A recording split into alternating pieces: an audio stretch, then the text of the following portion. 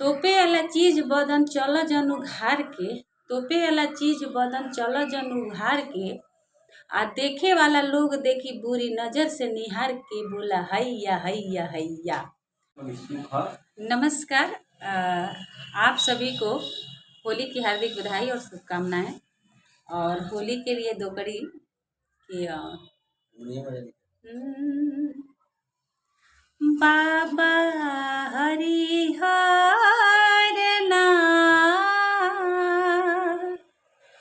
पर्वत पर खेले ले होली, बाबा हरिहर नाथ पर्वत पर खेले ले होली, बाबा हरिहर नाथ, बाबा हरिहर,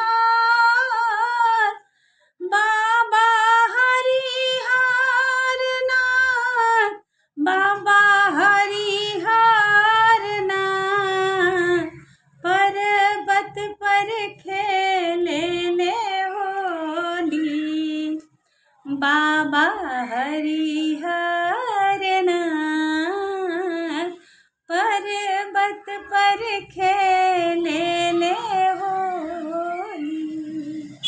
हर हर महादेव। जमुना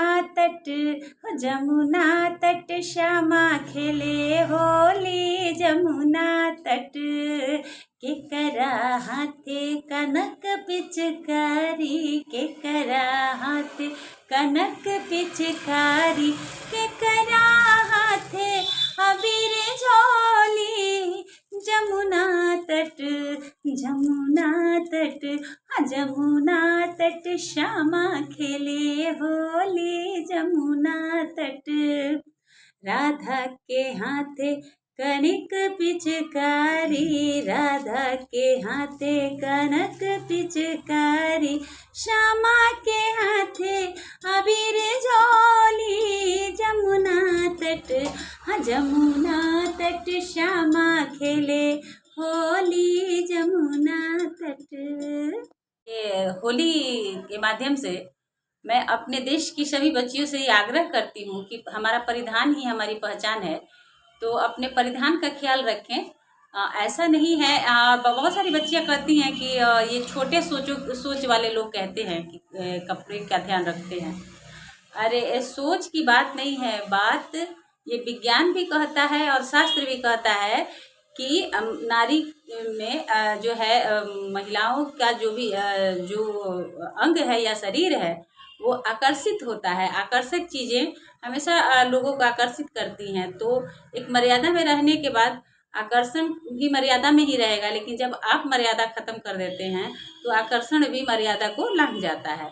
तो इसीलिए मैं कहूँगी इसका मुझे लगता है, ये मेरा अपना अनुमान है कि हमारी जो बेटियाँ जो हैं वो अधनंग जो वस्त्र धारण कर रही हैं, उसमें कहीं ना कहीं जो क्राइम हो रहा है बच्चियों के साथ, उसका ये फिल्मी दुनिया तो बहुत बड़ा इसका कारण है, लेकिन आप लोग भी अपनी मर्यादा में रहें तो शायद घटनाओं को कम किया जा सकता है। तो मैं यही कहूँगी, तोपे वाला चीज बदन चल जनु घार के, तोपे वाला चीज बदन चल जनु घार के, आ देखे वाला लोग देखी बुरी नजर से निहार के, बोला हैया हैया हैया।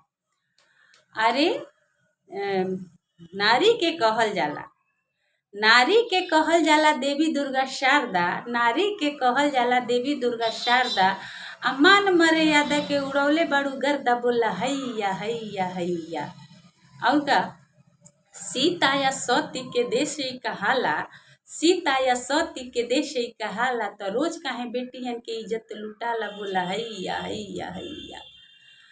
बबनी हो कपड़ा तू पेन्हता रुटाई, बबनी हो कपड़ा तू पेन्हता रुटाई, लाज शरम के कके धैले बाड़ू साइड, बोला हैया हैया हैया।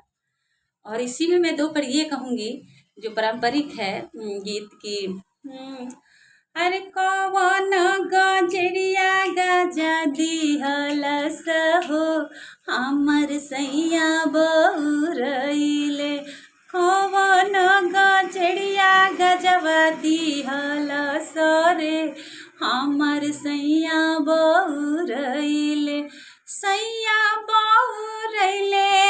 हमर सैया बौरैले, सैया बौरैले हमर राजा बौरैले।